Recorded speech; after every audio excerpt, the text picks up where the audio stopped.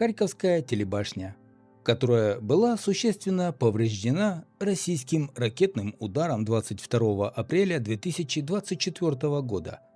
Для харьковчан была знаковым сооружением. Ее было видно из многих районов города. Она была самым высоким сооружением Харькова и пятой по высоте телебашней Украины – 240,7 метра. По другой информации, Харьковская телебашня является второй по высоте – 242,5 метров телебашней в Украине.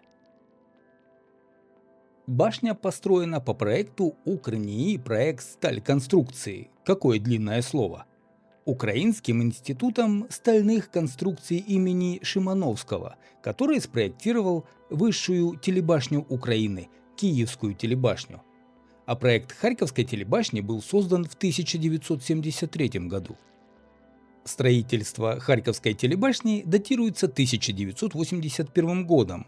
На тот момент в Украине уже существовал ряд соответствующих сооружений, и среди них наш город занял третье место по высоте башни. Самую высокую точку 240,7 метров опережали показатели Киевской 385 метров и Винницкой 354 метра. Впоследствии, однако, рейтинг дополнился телебашнями, которые были построены позже Харьковской. Среди них Донецкая, появившаяся в 1992 году высотой 360 метров, и Новоднестровская, возведенная в 1987 году и достигшая 250 метров. Принцип строительства Харьковской телебашни был аналогичным строительству Киевской телебашни с той лишь разницей, что ножки Харьковской башни были закрытой металлической конструкцией. Построили ее из металлических разборных блоков. Начиная с отметки 140 метров и до вершины, башню смонтировали из 13 10-тонных блоков, которые на верхушку транспортировали с помощью грузовых вертолетов Ми-10К. Это действо было куда там нынешним достопримечательностям. В те дни местные дети, да и многие взрослые, чего лукавить, открыв рты, только и следили за работой вертолетов.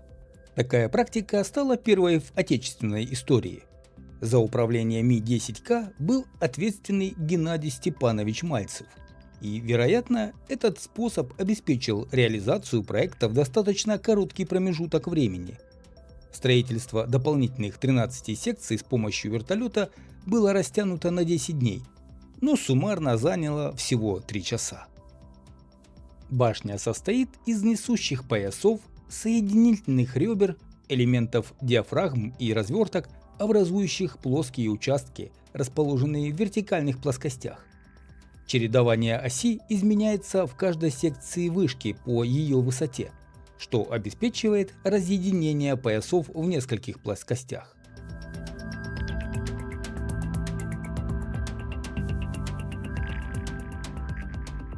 Весь комплекс телецентра в Харькове открыли 12 декабря 1981 года. Работа, начатая в 1981 году, в нем и завершилась. На башне были установлены передатчики, которые обеспечивали трансляцию эфирного, аналогового, а затем цифрового телевещания, радиоэфира, а также мобильную связь в Харькове и пригородах.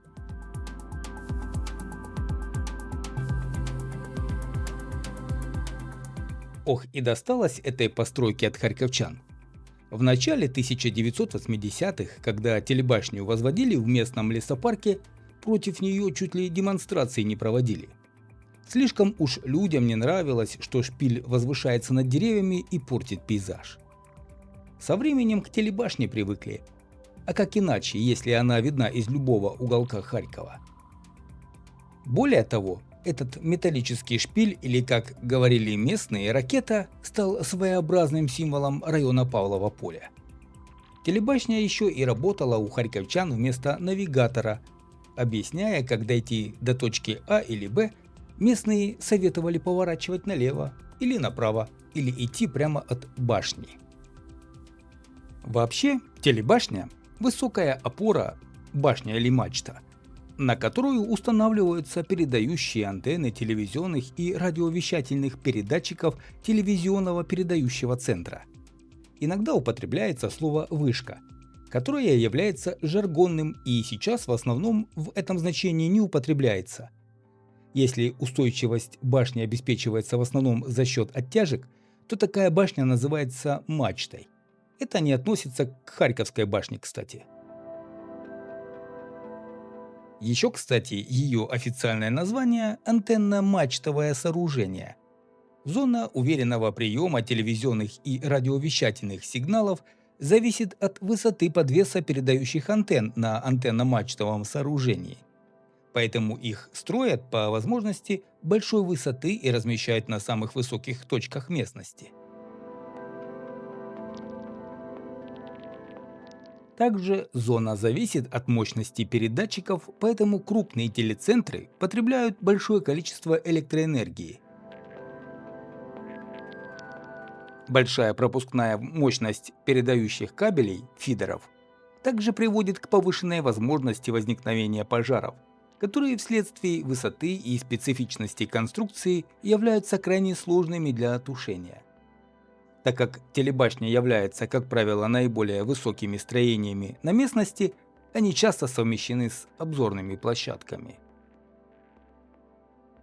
С начала полномасштабного вторжения стало очевидно, что и противник заинтересован Харьковской телебашней. В марте 2022 года сбросили несколько снарядов с истребителей. Тогда металлическая конструкция выдержала. Но уже 22 апреля 2024 года российская ракета попала в шпиль. Говорят, попала как раз у отметки в 140 метров. Верхушка постройки сломалась и рухнула вниз. К счастью, обошлось без жертв. Повреждены только телевизионное оборудование и ближайшие к башне сооружения. Сразу частично пропало цифровое телевидение, были перебои с интернетом.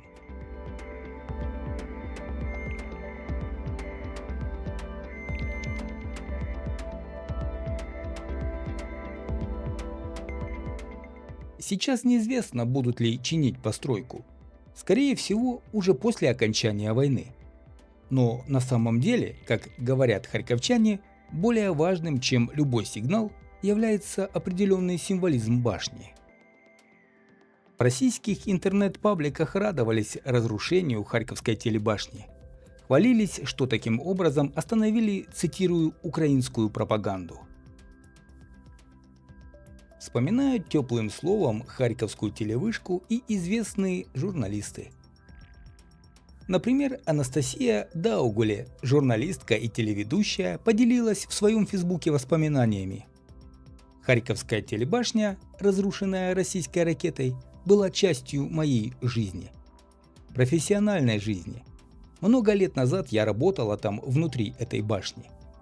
Это были особые времена, когда молодые харьковские телевизионщики не ходили, а бежали на работу с удовольствием. Мы снимали утром до ночи репортажи и программы, на улицах, в студиях, не интересовались ничем, кроме ТВ-журналистики. С бешеной жаждой профессии и новых интересных форматов. Телебашня была расположена удивительно, глубоко в лесу. От ближайшей дороги нужно было идти по этому лесу минут 15. Дорога постоянно петляла, кружилась и извивалась, как змея. Ты никогда не видел, что идет кто-то впереди или кто-то может догонять. Время от времени ходили слухи о местных маньяках, которые бродят в лесу вокруг башни, как в фильме «Зомбиленд». Но нас, юных харьковчан-телевизионщиков, не пугали ни густой лес, ни сказочный тайный путь, ни маньяки. Но мы сами были еще те маньяки, которые постоянно предпочитали что-то снимать и круглосуточно монтировать и выдавать в эфир. Мы любили эту башню. Звали ее нашей Эйфелей. Жарили сардельки из ближайшего гастронома в лесу у ее забора, не отходя от кассы, так сказать, потому что покидать работу надолго никто не хотел. Я была наивна и не понимала, почему до Харьковской башни так сложно добираться, вспоминает Анастасия Даугуле.